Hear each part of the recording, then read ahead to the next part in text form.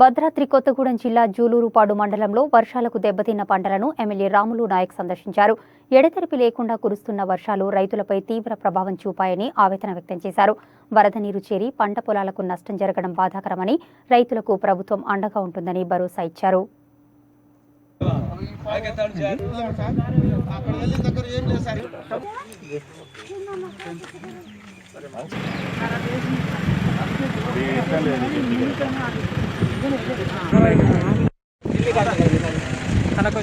ఆశించిన రీతుల కంటే ఎక్కువ మోతాదులో వర్షపాతం నమోదైంది.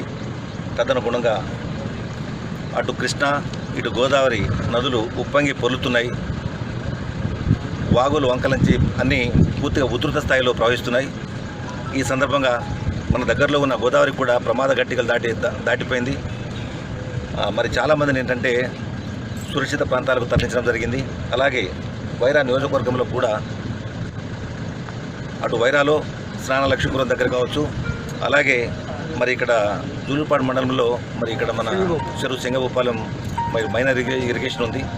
ఇవి కూడా పూర్తి స్థాయిలో నీటి మట్టం నిండిపోయి మరి వరదలు మూలంగా కొంత నష్టం అయితే జరిగింది.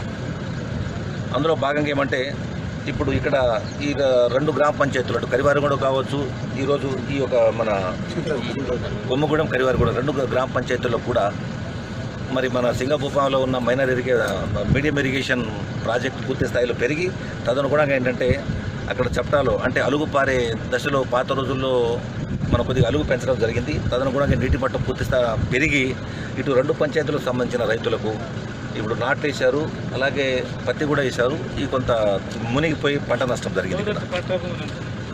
లోతట్టు ఈ పట్టా భూములు ఉన్నాయి. ఈ పట్టా భూముల్లో రైతులు ఇక్కడ గిరిజనేతలు కూడా ఉన్నారు. అందులో భాగంగానే నా పక్కన ఇప్పుడు మన రెవెన్యూ శాఖ కూడా ఉన్నారు, మన తహసీల్దార్ గారు ఉన్నారు, వారు కూడా చూస్తున్నారు. అందులో భాగంగా ఈరోజు పూర్తి స్థాయిలో మనం మరి ఫిజికల్గా దగ్గరుండి చూసాం. మరి వరద తగ్గుముఖం పట్టింది, కానీ ఏంటంటే పంట నష్టం మీద కనిపిస్తూ ఉంది. అందులో భాగంగానే సంబంధిత రైతులు ఎవరైతే ఉన్నారో మరి వారి యొక్క వివరాలు తెలుసుకునేసి తదనుగుణంగా పంట నష్టం ఏ స్థాయిలో జరిగిందో ఒక గణాంక వివరాలు తయారు చేసుకొని వారికి అందరికీ కూడా నష్టపరిహారం చెందేలాగున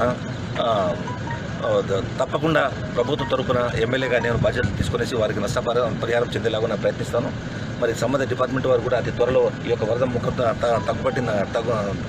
ముఖం తగ్గిన తర్వాత వారు పూర్తిస్థాయి సర్వే నిర్వహించి, అలాగే ఇటు ఇరిగేషన్ కావచ్చు, ఇటు రెవెన్యూ వారు కావచ్చు చూసేసి తదను కూడా కలెక్టర్ గారికి ఏంటంటే దీని యొక్క నష్టపరిహారం సమర్పించిన తర్వాత దానికి సరిపడా నష్టపరిహారం డెఫినెట్గా వస్తుంది.